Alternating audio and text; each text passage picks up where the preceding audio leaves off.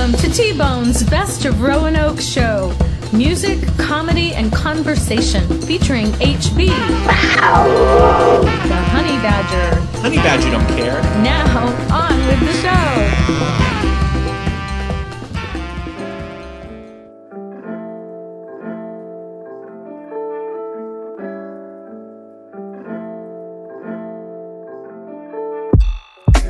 Feels like time is moving too slow. 33, yet I feel like I'm full. Enough to know that I can't walk alone. Need someone bigger, cause I feel so small. Can someone hold me? Make me feel way more mature than I do. Can someone show me what it is to be a man in this world? Because time is moving, going, and our hearts show. All right, are you ready, HB? I'm ready, T-Bone. Are you ready, Sheila? I'm always ready to talk about libraries. Yeah, I like that attitude. This is Radio Free Roanoke, and this is T-Bone's Best of Roanoke show, number 108, Sheila. Wow. And she is Sheila Umberger, Director of the Roanoke City Public Library System. Good morning, and I might say, Sheila, congratulations. You guys just opened up all the libraries this month. Yes, good morning. Yes, we are all in the happy zone. We're happy, and our customers are happy, and it's been a wonderful week. Just in this library alone at Maine, we checked out almost 1,000 children's books in 4 days. So, Wow.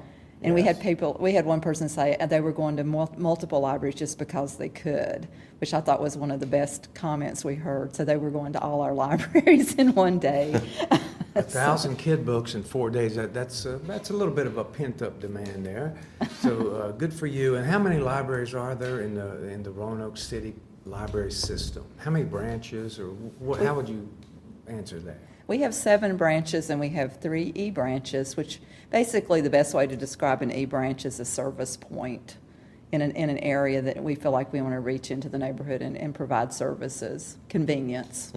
Well, you providing services and everything's just opened up here this month, so everybody's happy. But there was one opening that had a lot of pizzazz to it. They had a ribbon cutting by city officials, and that would be the Gainsboro branch, the Gainsboro Library. Tell us about that. Yes, that's actually dear to our heart. That library has actually been in existence since 1921, that building since 1942. It was the first branch. We did 2 branches in 2009. And so basically, we've been renovating since 2009, all of the libraries. But the Gainsboro branch and what's now the Belmont branch were both renovated the same year in 2009. And about 3 years ago, I went through the process and said, I'd like funding to refresh the branches, those 2 branches. So we have capital improvement money for Gainsboro and Belmont to do that. In Gainsboro, what we did was we replaced everything inside, while preserving the branch itself. So we did a lot of preservation work, like we refinished all the original woodwork. And then we also did a nod at how can we make this modern but also preserve that feeling in the main reading room. Yeah, pay homage to the past, or keep that sense there. Well, I want to get into the renovations a little bit more, HB, but I want to touch on the history too, because I found a couple of little nuggets in there I thought were just super interesting. In 1921, it was opened as they rented storefront space for the library initially in Gainsboro. Storefront space was rented. And then in 1941, it was built in 1942, there was a Mrs. Lee that approached a Father Thomas at St. Andrew's Catholic Church to lease some land. Have you heard this story? Absolutely. She's one of my heroes. Tell us a little bit about that. Fill in the blanks here, what all happened, because I just thought that was a fine, fine story. Very spunky lady. First off, she was the first librarian in the Roanoke Valley that had a master's degree in library science. Very well educated. She was the librarian there for a number of years, over 40 years, and she was, because they had opened that library in 1921, they had a lot of demand. They were, in, like you say, a rented space, and they began to outgrow that. So she was given $20,000 to build a branch where the branch currently is, like you say, in 1941. And she looked at that and she thought, that's enough to build the building, but it's not enough to make it a library. So she marched up the hill and spoke to the priest. And so they deeded the land to her for 99 years. And so she was able to save funding through that. She also was the first person to collect African American authors. So even in the 30s, she was writing some of the Harlem writers in New York, like Langston Hughes, and she would ask for autographed copies. And so we have that in what we now call the Virginia Room. That's big Virginia time Wiley, yeah. Wow. Langston Hughes, yeah. Oh, she was in correspondence with all of them, and she was told by the city council to quit doing that, to quit adding African, and so she basically hid it in the basement and continued to do it. Yeah. I'm so detail oriented that I actually went back and searched the deed to make sure we still own the land now. Because 99 years, we're at 100 years last year, or this year. And so I was so relieved to find, this is a couple years ago, that is deeded to the city. We do possess, and it was about 20 years ago, but I'm like, I'm going to go check this out. This story's great, but it's been 100 years. Yeah, That's right. 99. That's right. You don't want to wake up one morning and say, "Whoops, you can't have that anymore." Yeah, you don't want to not tell them, So Right. pretty straightforward. So I went and I just did my library thing and researched the deed, and we have a copy of the deed. So we do know we're on legal ground there. So, but it's a very special place. What I like the most about it is the community and the neighbors that, like, we start with community meetings when we do our, and we've gotten to know the community, and it's so interesting to talk to folks that knew people. They were there as children, and they brought their children and grandchildren, so it's like 3 and 4 generations coming in and talking about that. And we've heard stories of Mrs. Lee, like she would make the children hold their hands out, and they'd have to go wash their hands before they touched the books. And she had a dog that's on one of the panels. We did historic picture panels on the bookends, and we have a guide to what they're, and there's one of Mrs. Lee with her dog. The designer actually sent it back, the proofs, and the dog was cut out of the picture. And I picked up the phone, I'm like, "Where's the dog?" And they're like, "Oh, you want that?" And I'm like, "Of course I do." Everyone that knew her, and the dog, I have found out recently, was named Ginger. So those types of things we've added in to our renovation. Well, the style of the home, it's almost like a gingerbread house almost. It's a one-story brick building, Tudor revival. I learned a little bit about architecture, trying to find out what was going on over there. And when Mrs. Lee approached the church, the story went, the father said, "Well, I don't have the authority, but let's write the Pope." And so Pope Pius XII in the Vatican City wrote back, and he said, "Well, yeah, 99 years. So what a deal." That's just, what a story. And I don't know if everybody knew this, but Gainsboro at that time was a segregated neighborhood. So Mrs. Lee and the library system, you guys were all working so hard to bring this to that area. And it's turned out so well. It's just a gem over there. And then inside, you've added new technology, I would imagine, with the renovations? Yes. The basic stuff too. All new carpet, all new shelving, all new technology. We have we added the same technology we've added a couple other branches recently, a flat screen TV with a lot more capability, a smart TV. And so, there's quite a bit of investment, cameras, as well as door counter, all is technology. So, for example, the community room upgrade alone was about $15,000 for the technology. But what that says to the community is you can come in here and use this in a good. We also designed it originally in 2009 so that the community can reserve a portion of the building when we're closed, so it can be closed off and they have access to the restrooms and to the community room. And that's been popular in the neighborhood. But yes, we were looking at the technology, the upgrades of that, as well as we added books. We added a significant amount of new books to the collection, about $30,000 worth of new books, which I like to build into all our renovations. I mean, we're a library, so we want to refresh that. And we ended up moving even outside the building because we're like, wait a minute, we want to paint the whole building. So we restored the signage and all of that, went through the proper channels for that, and it's just beautiful. It's like when you walk in there, it's like we can feel, we were looking at original photos to make sure, and we deliberately did not add a lot of modern color to the walls and stuff because, with the Tudor, you have all that woodwork and stuff that's just beautiful. So we wanted to preserve that kind of awe when you walk in, but then when you go back in the teen center, we're pretty crazy back there with, red and black furniture and gray. And that's in the newer part, but, so we do have some touches of color in the children. We redesigned the children's area as well. It's got big bay windows as well. You mentioned how nice the woodwork is, but it's just a neat building. It's on 15 right. Patton Avenue, right? Right, that's correct. And then in 1996, Sheila, tell us a little bit about this. It's on the National Registry of Historic Places. Yes.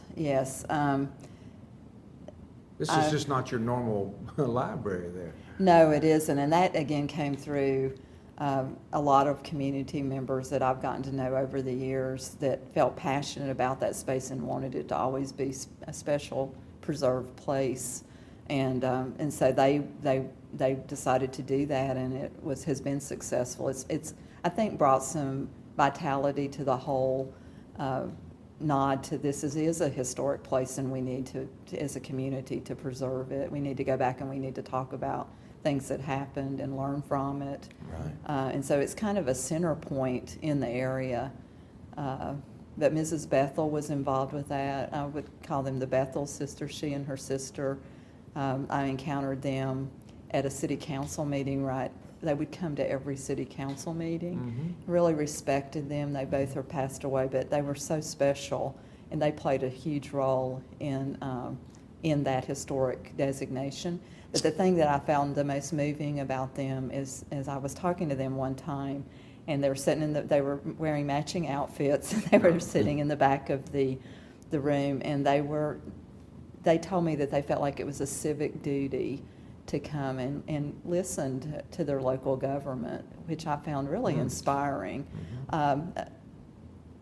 A few years, probably about 3 years ago, we actually celebrated their birthday at the Gainsboro Library in the community room, and it was kind of an example of the community. Everyone came there to enjoy the evening with them, and they were sharing stories. And we had a similar kind of cafe night last Thursday. A lot of people came out. We had over 100 people come out to our first cafe night, and we had music and we had food, and it was just so wonderful. It was almost like a family homecoming.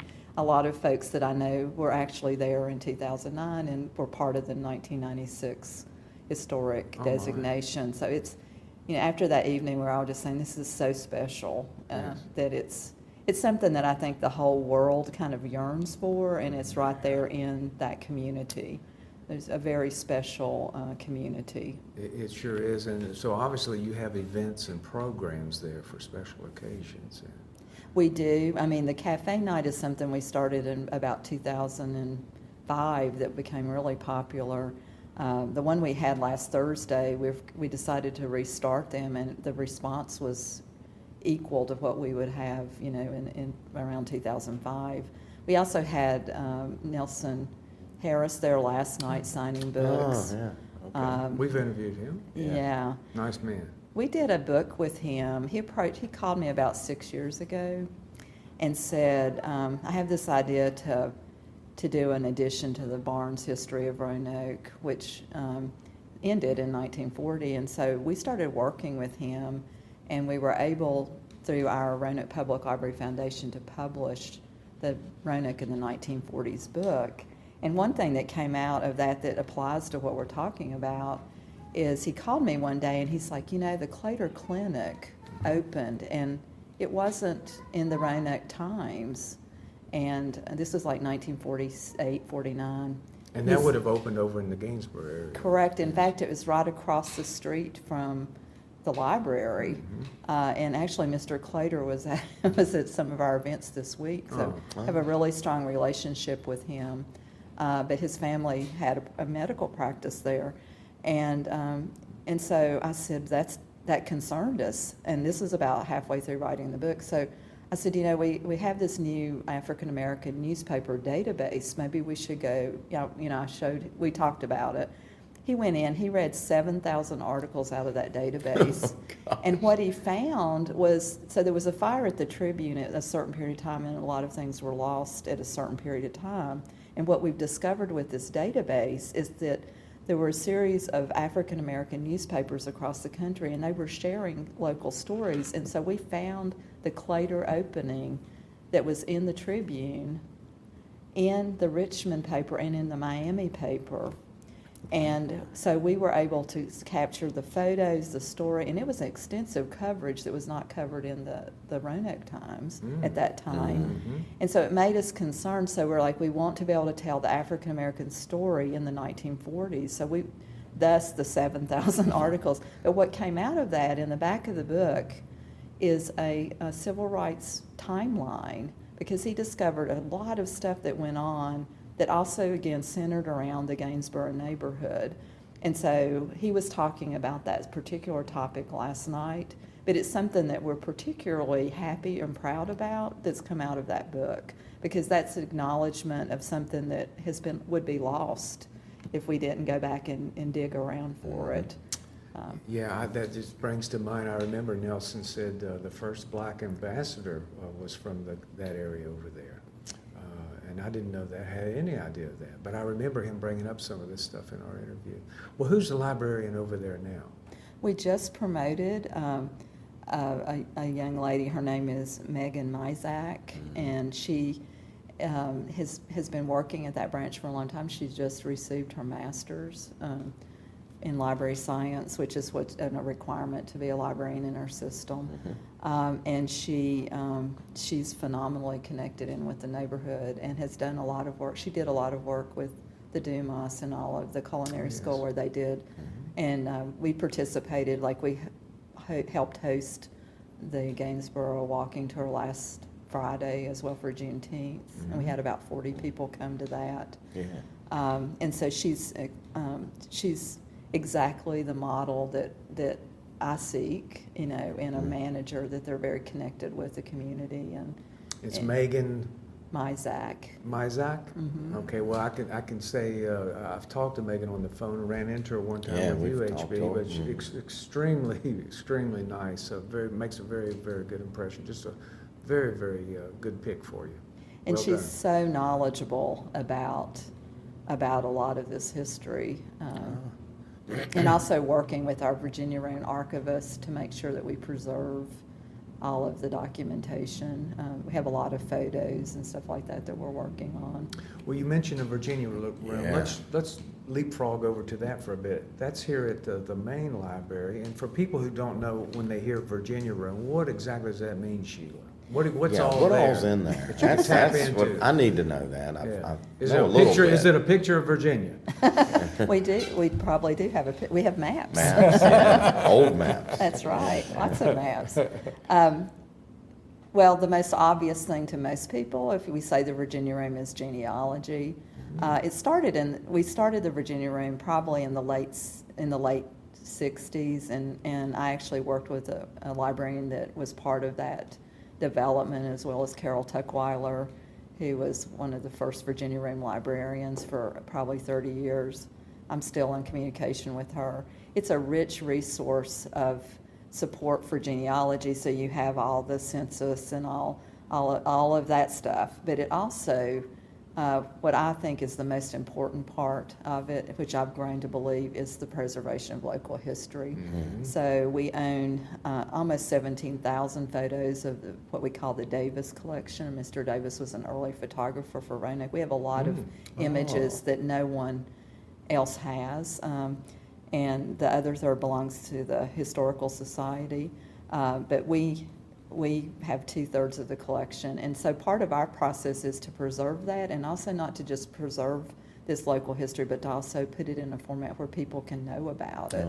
So we have a couple really large scanners that we're able to scan documents. We also have the insurance maps that are really interesting, because you can look at these maps and you can see if someone added a shed onto the back of the house. Yeah. Then they've literally gone in, and it's almost like in linen. We own a lot of those from early Roanoke back into the 1800s.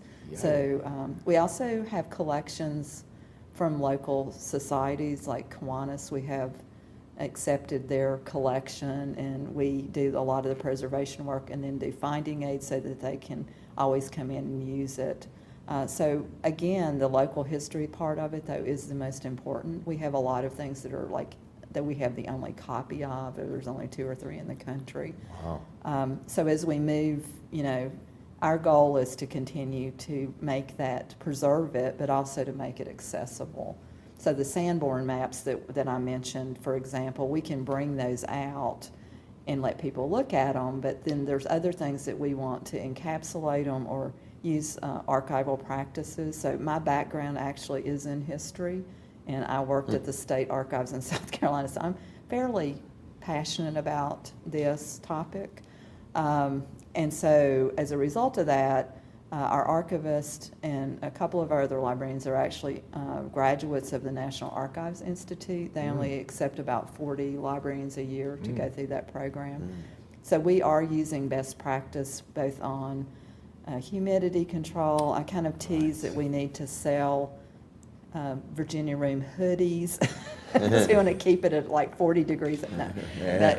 Cool in there. We're constantly testing the humidity and stuff to preserve the materials. We have a special collections room as well, where we keep the most valuable stuff. And that we've been digitizing a lot of the what we call the Virginia Y. Lee collection. And if there's something that's particularly sensitive, then we're working, like Megan, like we were talking about, the branch manager is working directly with the archivist in the Virginia Room on all of that collection to make sure that it's safe and protected, and that future generations can actually use it. Right. And beyond that, just digitizing it so that you can put it out. Right. We have a website where you can see some of the photos. It's kind of cool to be able to see a photo of them building the Mill Mountain Star and that kind of stuff. We also have an oral history collection that we did one for Gainsboro. We did a neighborhood thing, so that's, again, a very intricate process to create the scripts for those to like preserve them under the archive, so that you have to be preserved in a certain format. And so we have quite a few oral histories of several neighborhoods, and Gainsboro is one of them. So if you wanted to access the oral history from Gainsboro, would that be over here at the main library? Or?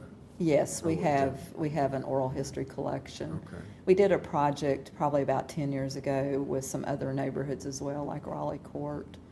And we've worked with, over time, we've worked with the Transportation Museum. They had some African American, believe they called them ushers, that worked that had high-level jobs on the trains. Yes. A lot of those individuals lived in the Gainsboro neighborhood. So again, keeping those memories alive and stuff, and also the knowledge is very interesting. There's just a wealth of information about Roanoke that a lot of it's not, some of the only information about it is in the Virginia Room. I've had to engage with them a couple of times over the years, but super professional, super knowledgeable, and very helpful. So congrats to all your staff for all the good work they do. This is the big finish, Sheila. Now, when I grew up, we had a bookmobile come to our town. Yeah. We didn't have a library, so once a month a Airstream would pull into town in front of G.C. Murphy's, and you'd go in there and pick out a book, and you will read it for a month and bring it back the next month. But you guys do much more than that. You do DVDs, you do music. Touch on books on tape or the Talking Book program, and what the future holds for the library system as we close out here.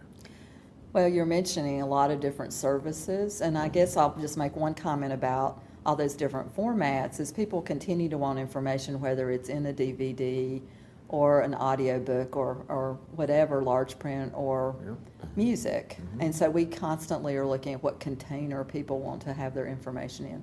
But specifically, the Talking Book program is something that we are committed to always doing, and that's through the National Library of Congress. We are a regional depository for the Talking Book service, which means if you have any vision impairment, whether it's something permanent like my mom really used that service, or whether it's something like you've had cataract surgery, you can work with our staff. You can also have a doctor refer you, and you can receive services through that. We're moving to digitizing that. We actually have it based out of the main library now because we have the staff here that can interact with customers. And it's something that I think a lot of people might not know about, even though we talk about it. So I appreciate you bringing that up because I think it's important. Our goal is to always serve everyone. And again, we're the regional depository. So we intend to continue to play that role, and because it's something that libraries would voluntarily do. As far as future, we have we're busy. Yeah, I bet. Y'all are And forward-thinking. we actually are Yes, happy too. forward-thinking. I We're like very that. happy in our Yes. work. So shows. I'm always teased that we're like busy little worker bees. That's the way I view everyone I work with. As you mentioned, the staff is just phenomenal, and I'm also always looking for equity in the neighborhood of services because, as you mentioned, having that bookmobile come in is so important to service as a service point for a child. And frankly, I think that's more exciting than the ice cream truck that used to come to the neighborhood. Nothing's more exciting than that. And it's funny you mentioned the bookmobile because we found out yesterday that we received 2 grants from the Carilion Children's Foundation to continue some work with Star City Reads, which we lead on, which is our reading initiative. But tied into all of that is this idea that we're talking about. This is like really new news here. We're breaking news. A community service librarian position is one that I'm proposing, and I have that on the table. And what I mean by that is someone that would work with us, work with me to really focus on that community outreach. Because so much of what we need to do is you can have all this stuff and we're in the community, but we need to be able to reach out to citizens that have a need. And we've seen that in COVID. We did that, and we're like, okay, this is something we need to work on even more. This is something that's working. Yep. And so this is our newest idea, so you're the first to hear about it. Oh. Well, very Thank you cool. for sharing that, Sheila. And that reminds me of one last thing I saw on your website, the We Are Art rap cipher. If anyone hasn't seen that video, I think you guys had a part in it. It's on your website. It's very stylistic and very well done. So that's a very, very nice thing that I think falls in with what you're talking about here with the community. Absolutely. And lots of skilled local talent. It's just right there. So well done on that. So let's close. Gainsboro Library, 100 years strong. Self-education, quality of life, lifelong learning, sense of community. It's all there.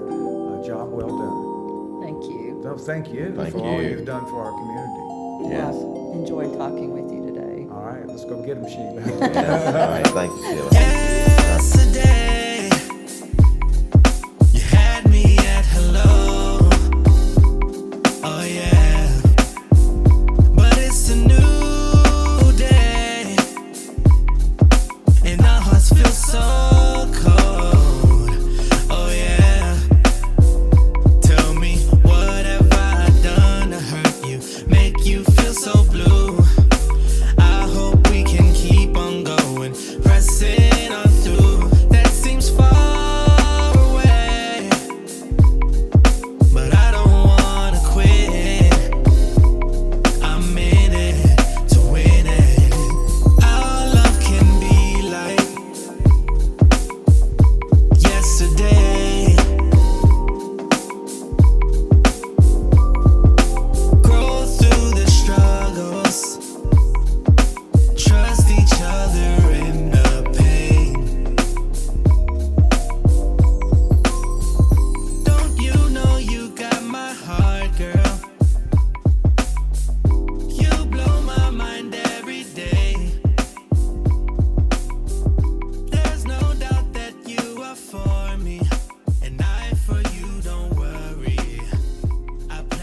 big thanks to Macklin Mosley for providing the bumper music from his album Life and Love.